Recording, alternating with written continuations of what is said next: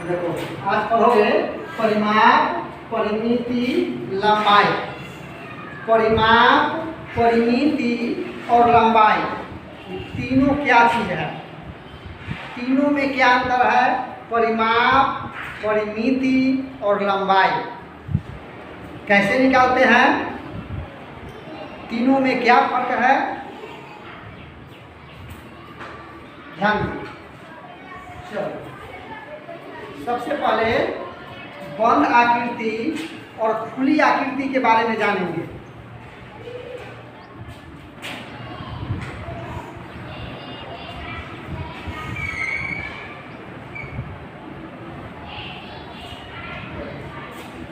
ये बंद आकृति है या खुली आकृति? बंद आकृति है ना। यहाँ से लिखना, यहाँ से शुरू किए चल रहा है, यहाँ से शुरू किए यहाँ आए, फिर यहाँ आए, यहाँ आए, फिर यहाँ से यहाँ गए और यहाँ आए और यहीं पर आकर मिल गए, यहीं पर आकर के मिल गए। एक माने जिसका आरंभिक बिंदु और अंतिम बिंदु एक ही हो, जहाँ से चलना शुरू करते हैं और वहीं पर आकर के रुक जाते हैं तो वह बंद आकृति हो जाता है?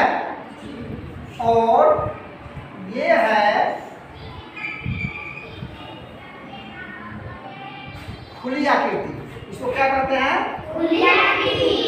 खुली आकृति क्यों है? अब यहाँ खुला हुआ है, यहाँ से चले, यहाँ गए, यहाँ आए और यहीं रुक गए, है ना।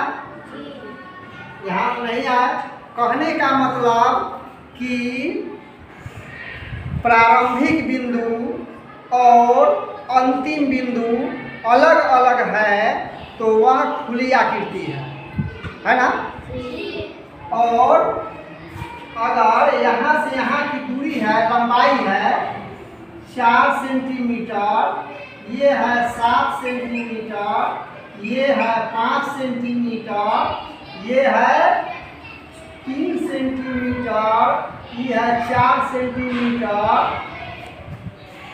तो यहाँ से यहाँ 4, यहाँ से यहाँ 7, यहाँ से यहाँ 5, यहाँ से यहाँ 3, यहाँ से यहाँ 4, तो चारों तरफ की लंबाई क्या है? बंद आकृति के चारों तरफ की लंबाई को, चारों तरफ की माप को हम क्या बोलते हैं? परिमाप बोलते हैं।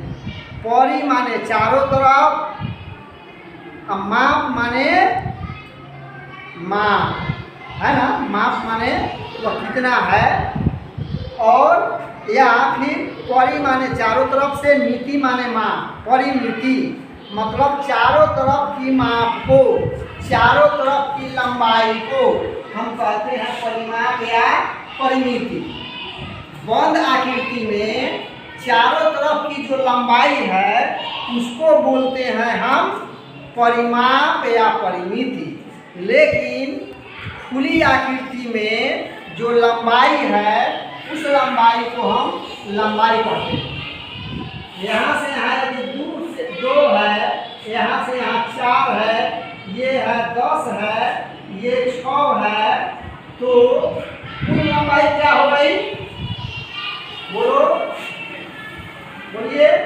2 + 4 + 8 + 6 कितना हो गया? ये लंबाई बोलो 22 आ गया, हो गया ना।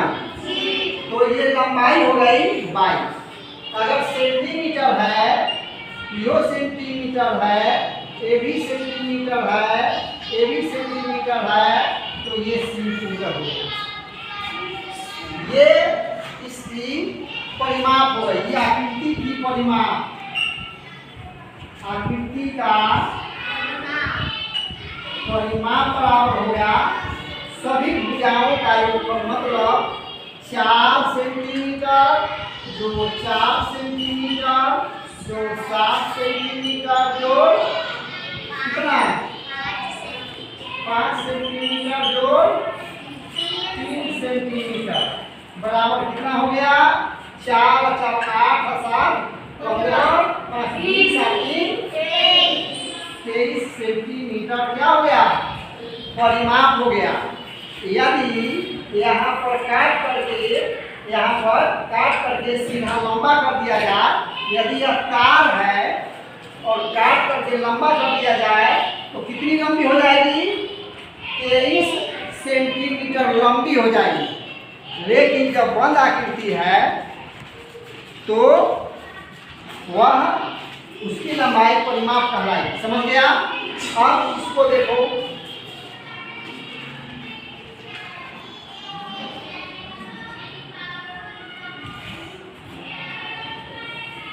वर्ग है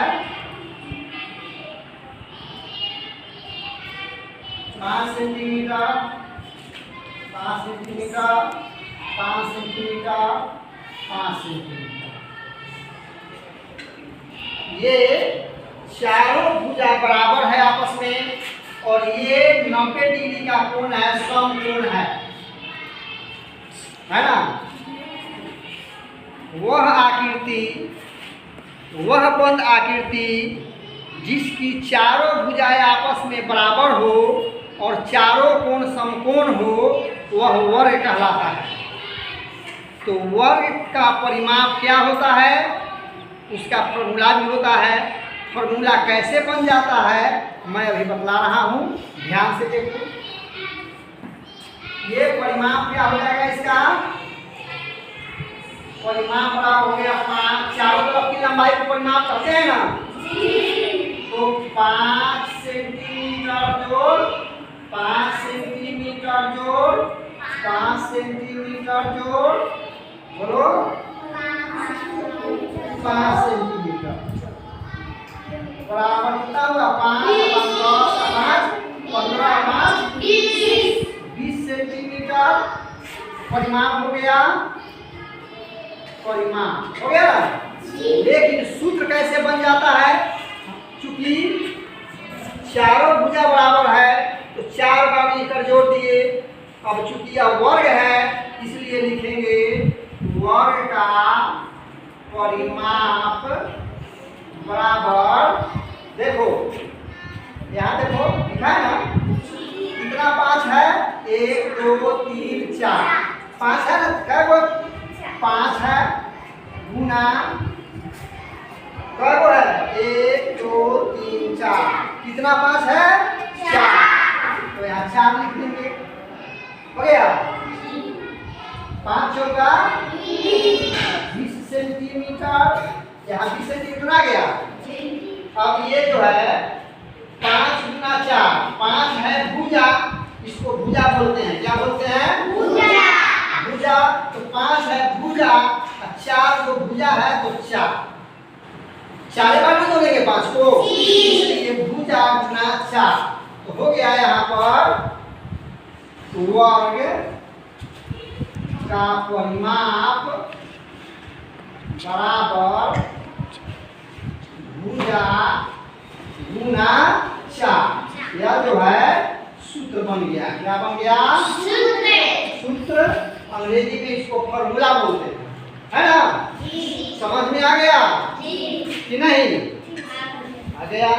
तो फिर हम आयत का परिमाप कैसे निकलेगा, उसका फॉर्मूला कैसे बन जाता है, 2 गुना लंबाई और चौड़ाई क्यों होता है, ये हम अगले दिन बतला देंगे।